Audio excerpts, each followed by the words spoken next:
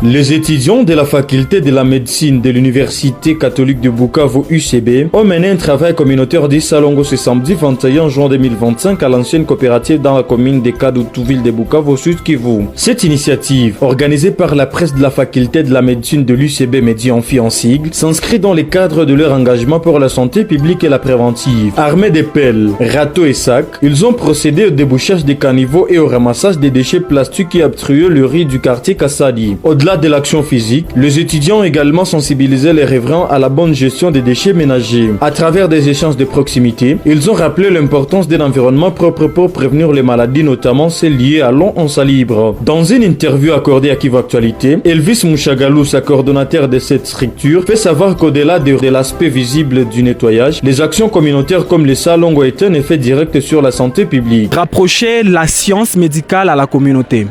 Donc, avant, on pensait que la science, la médecine, elle était, une sorcellerie un peu. Mais quand on l'associe maintenant à la population, là, c'est comme si c'est le médecin qui vient dans la population, qui vient dans la communauté, ainsi pour les sensibiliser et soigner directement la communauté. Leur parler de toutes les maladies, de toutes les pathologies et tout ce qui a trait à la santé de la communauté.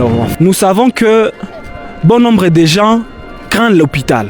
Cette peur-là de voir soit la blouse blanche, de voir les aiguilles, cette phobie-là fait en sorte que beaucoup de gens ne veulent pas s'approcher, ne veulent pas voir le médecin personnellement. Alors nous, on s'est dit que cette peur-là peut faire en sorte que bon nombre de gens ne savent pas comment se protéger de telle ou telle autre maladie, alors que ça ne demande même pas d'aller se faire soigner à l'hôpital. Il suffit juste d'agir à la base et tout sera bien et on sera en bonne santé. Alors on s'est dit que le mieux c'est de nous approcher de la population, de leur dire, de leur parler de cette façon-là de travailler, de cette façon-là de voir les choses, afin de se protéger. Ce n'est pas le seul moyen, mais c'est l'une des principales activités et l'un des principaux moyens de nous rapprocher de la population, parce que quand on soigne l'environnement, directement on soigne l'homme, on soigne la santé. Parce qu'il n'y a pas d'homme, il n'y a pas de santé sans environnement sain. Et donc, on s'est dit qu'avec notre geste de faire les salongo, c'est un moyen de parler avec la population au lieu simplement de parler verbalement. Mais les petits gestes qu'on a essayé de faire aujourd'hui, ça en dit long.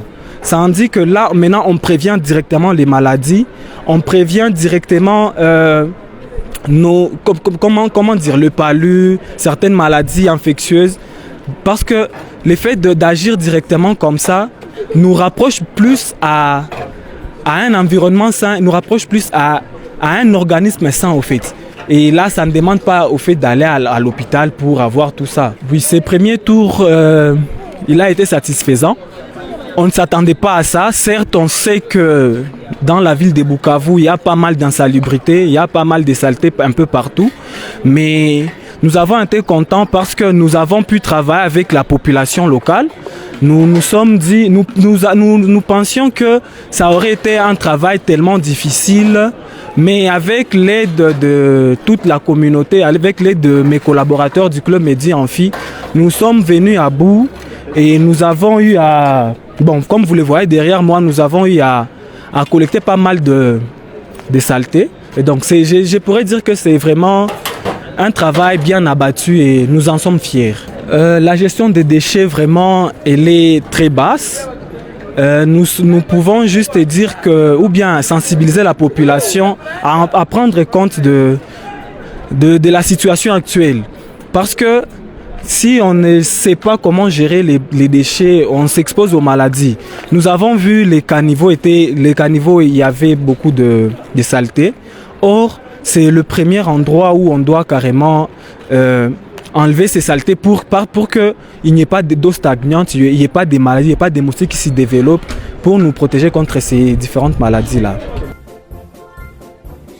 Présents lors de cette activité de grande envergure, Monsieur Héritier Matiara et Madame Joyeuse, tous étudiants en médecine et membres de cette structure, n'ont pas caché leur satisfaction face au bon déroulement de cette initiative portée par le club Medi-Amphi. Ils ont adressé cependant à cette occasion un message clair à la population de Kadutu afin que la population puisse s'approprier de cette initiative au quotidien. Suivons tour à tour Monsieur Matiara et Madame Joyeuse. D'abord, c'est un acte encouragé de la part de mes camarades et confrères qui ne cessent de donner leur meilleur pour aider la population juste à leur niveau. Voilà, donc on est très content de voir que ce projet a été préparé et prévu durant un très long moment. Et aujourd'hui, on vient d'arriver à l'objectif recherché. Nous avons commencé depuis le matin à ramasser les déchets dans le caniveau ici. Et voilà qu'on a maintenant un stock de déchets prêt à être évacué afin d'assainir les milliers. Commençons d'abord par le problème qui a été remarqué de lors.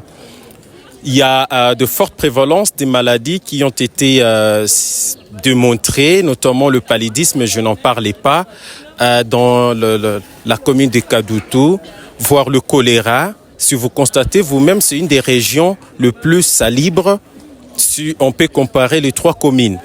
Et voilà, donc on a eu plusieurs problèmes. On se disait, est-ce que c'est possible d'y aller et essayer d'aider la population à faire les travaux communautaires du Salongo, un jour de Salongo, ou bien faudra-t-il passer par des sensibilisations ménage par ménage?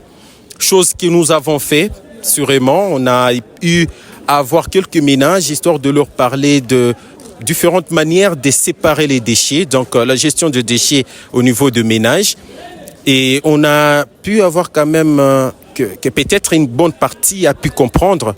Et on s'est dit, pourquoi maintenant ne pas organiser un bon moment de récolte de ces déchets dans le caniveau un peu partout, histoire de voir comment on va laisser l'eau couler aisément afin d'éviter les eaux stagnantes qui sont à la base des proliférations de moustiques jusqu'à aller à entraîner le paludisme et nous arracher nos proches quant à ce. Un petit message serait de d'abord encourager la bonne partie de la population qui s'initie à ces travaux communautaires d'Isalongo de chaque week-end, de 8h jusqu'à 11h. C'est vraiment un dur labeur, mais si on s'y met, on peut arriver à faire de merveilles avec. J'encourage cette population qui ne cesse de se conformer aux règles et que... Nous sommes dans les quartiers Kassali. On voulait faire un petit geste, faire les salongos, ce qu'on appelle salongo. C'était vraiment très sale, mais on ne pouvait pas tout faire, mais on a fait de notre mieux. On a enlevé des sachets plastiques, on a nettoyé. C'était vraiment très sale, mais c'était un travail en équipe. Et en tant que femme, je voulais montrer un exemple aux autres filles que les salongos, ce n'est pas uniquement pour les hommes.